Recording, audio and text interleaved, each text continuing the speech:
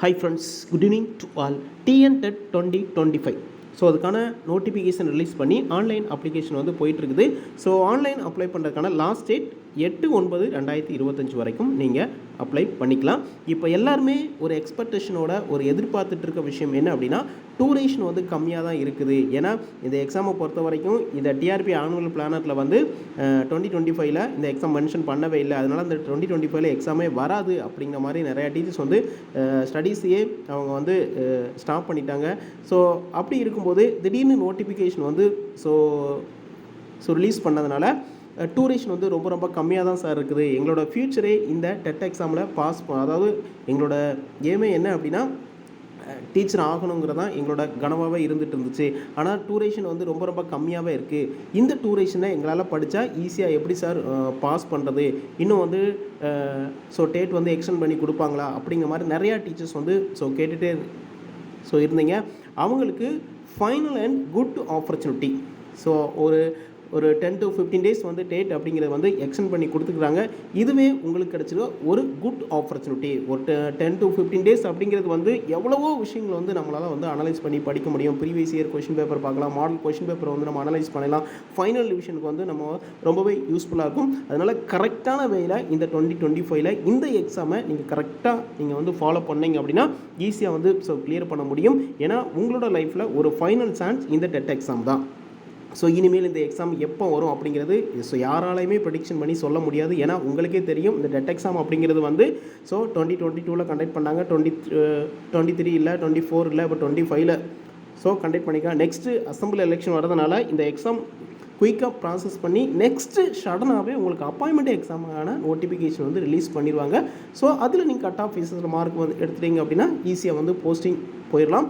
But நீங்கள் கொஞ்சம் hard work பண்ணி படிக்க போகிறது இந்த 2025 தான். ஏன்னா அசம்பிளி எலெக்ஷன் நெக்ஸ்ட் இயர் வரதுனால எல்லா ப்ராசஸுமே குயிக்காக கண்டக்ட் பண்ணி எக்ஸாம் கண்டக்ட் பண்ணி போஸ்டிங் அப்படிங்கிறது போட போகிறாங்க. உங்களோட லைஃப்பில் ஒரு ஃபைனல் சான்ஸ் இந்த டெட் எக்ஸாம் தான்.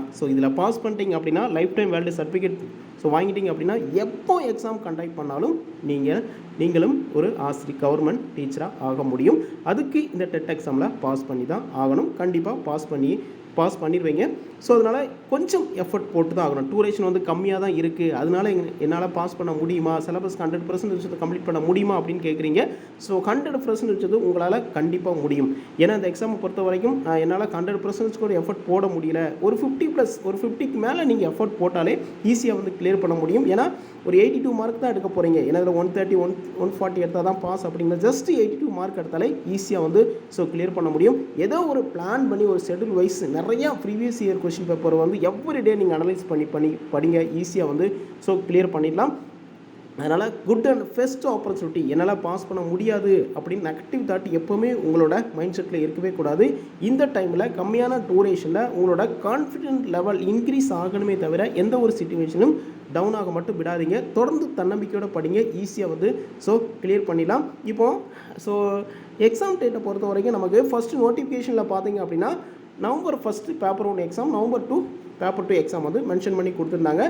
சில அட்மினிஸ்ட்ரேட்டிவ் ரீசனால் அவங்க என்ன பண்ணாங்க அப்படின்னா 14 அதாவது November 15 paper 1 exam, November 16 paper 2 exam அவங்க வந்து டேட் வந்து எக்ஸ்டெண்ட் பண்ணி கொடுத்துருக்காங்க. November 1 இருந்தது வந்து November 1 and 2 வந்து பேப்பர் 1 பேப்பர் 2 எக்ஸாம் வந்து இருந்துச்சு. அட்மினிஸ்ட்ரேட்டிவ் நிர்வாக காரணங்களுக்காக இந்த எக்ஸாம் வந்து கொஞ்சம் டேட் வந்து எக்ஸ்டெண்ட் பண்ணி November 15 பேப்பர் 1, November 16 வந்து பேப்பர் 2 எக்ஸாம் வந்து அவங்க டேட் வந்து எக்ஸ்டெண்ட் பண்ணி கொடுத்துட்டாங்க.